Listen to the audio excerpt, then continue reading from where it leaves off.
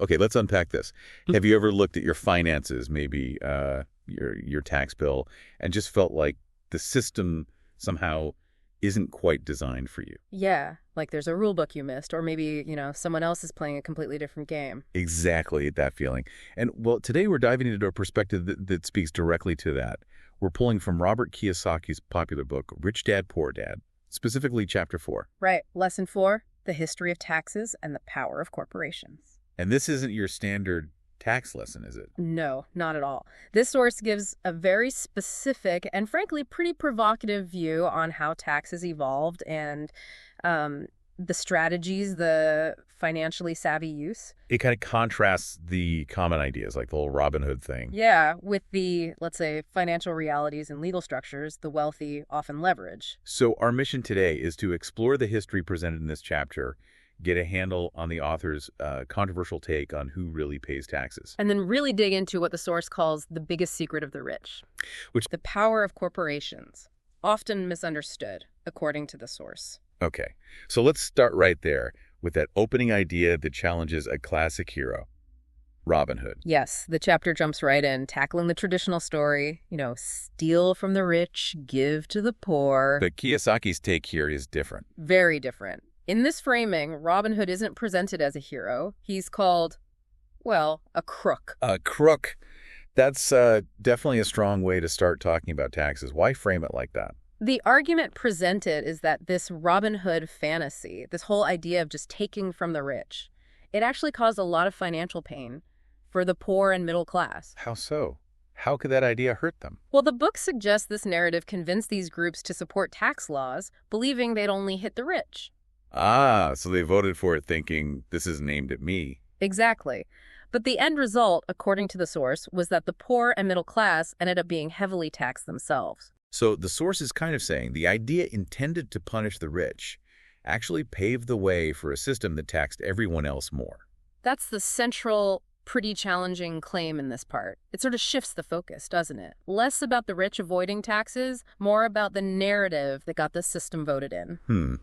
That controversial point really sets up the history of taxes the source then gives us. Right. The chapter argues that way back, places like England and America didn't have permanent income taxes.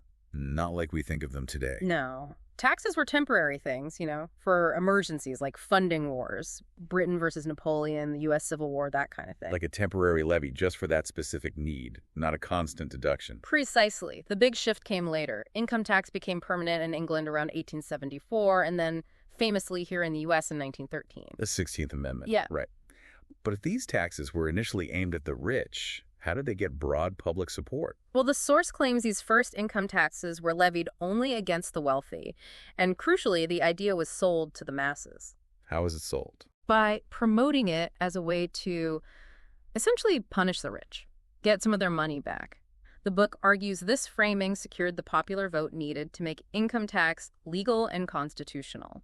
So the pitch was basically tax the rich, and that got the votes. Yeah, that's the mechanism described. Yeah. And the outcome from this perspective, while the goal might have been taxing the rich, It didn't stay that way. the claim is the tax burden eventually spread downwards, hitting the poor and middle class hardest. The very people who, according to the source, were persuaded to support it in the first place. That's a really significant historical take in the source. An unintended consequence, perhaps, where the system grew beyond its original aim. And the chapter connects this to different mindsets, right? Yeah. Government versus business. It does. It draws a really sharp contrast. On one side, what it calls the government bureaucrat mindset. Okay, what's that like? The suggestion is they're often incentivized by, spending money, hiring more people, making their department bigger. Size equals success or respect in that world. Which is pretty different from a typical business goal.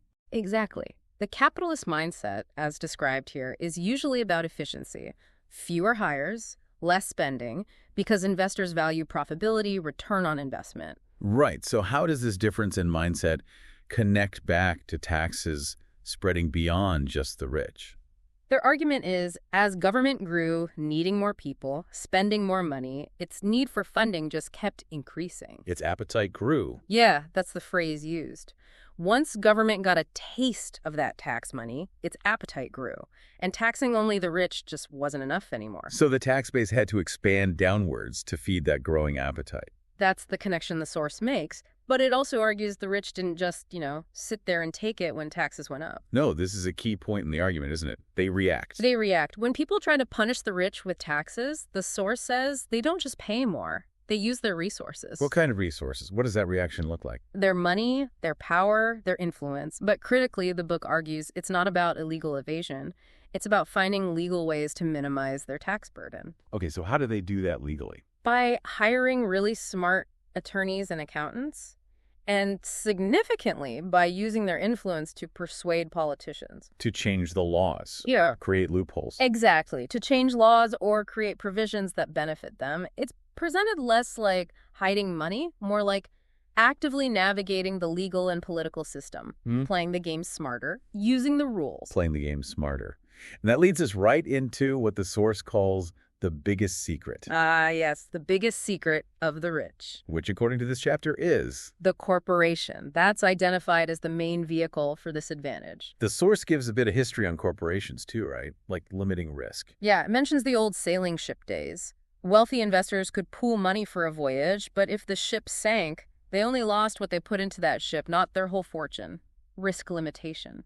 But the source defines a corporation in a very particular way, almost abstract. It does. It says a corporation isn't really a building or people. It's merely a file folder with some legal documents.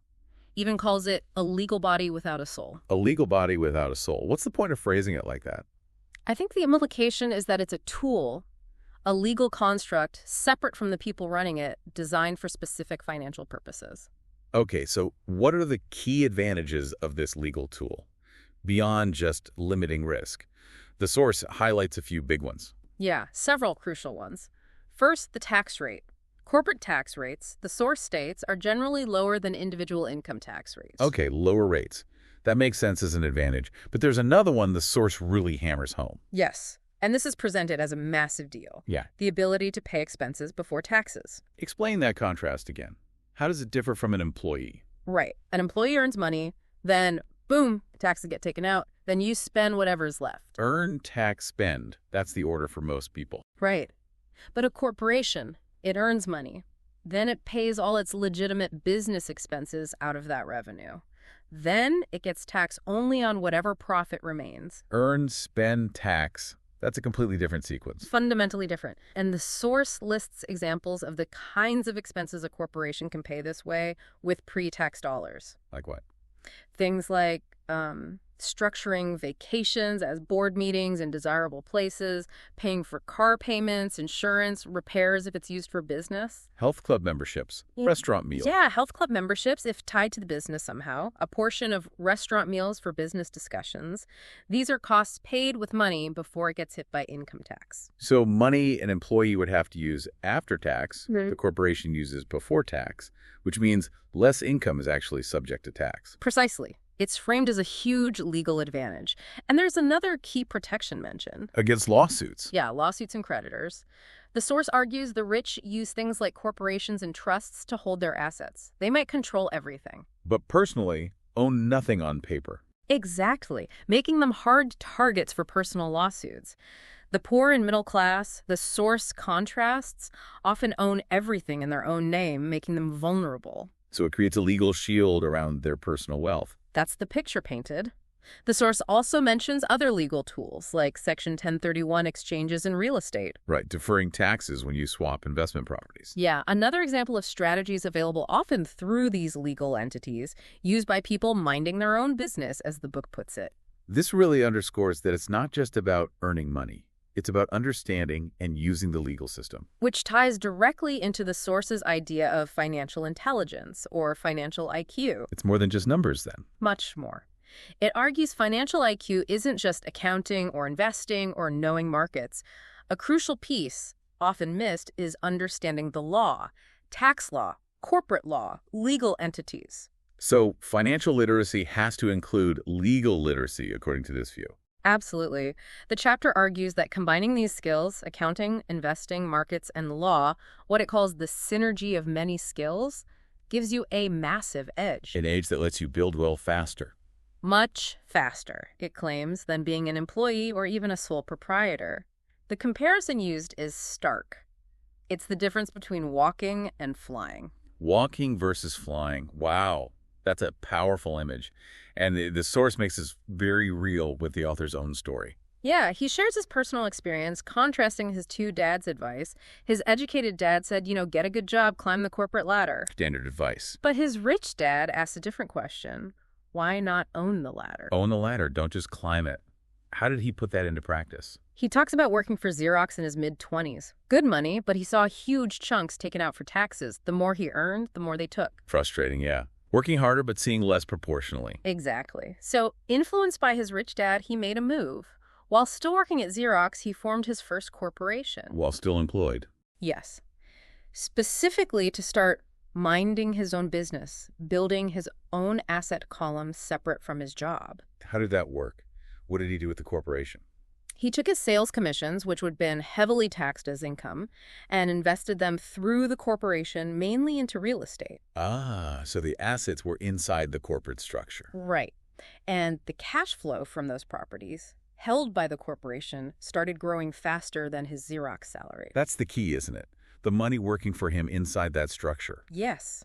He even gives the example of buying his first Porsche. He didn't buy it personally. No, the corporation bought the Porsche using before-tax dollars generated by the business activities within the corporation. It's presented as the perfect illustration of the earn-spend tax advantage. That really crystallizes the difference using something tangible like a car. It does. And this whole strategy, leveraging the legal structure of the corporation plus financial know-how, that's what the source presents as his way out of the rat race. Escaping that cycle of earn, tax, spend. At a relatively young age, because he understood, as the book frames it, how to use these tools. The Force seems to frame this whole thing almost like a battle or a war. Yeah, it uses that language. A war between the haves and have-nots, but fought with laws and financial systems, not weapons. And who loses this war, according to the source? The uninformed. People who work hard but don't have the specific financial and, crucially, legal knowledge to navigate the system effectively. And the tax man figures prominently here. Yes, described as potentially the biggest bully if you lack that knowledge. Understanding tax law and legal structures like corporations is framed as the power to essentially fight back legally. Not be pushed around. Right. Yeah. To make your money work for you differently. It keeps coming back to that core difference. Employees earn, get taxed, then spend. Corporations earn, spend legally on the business, then pay taxes on what's left.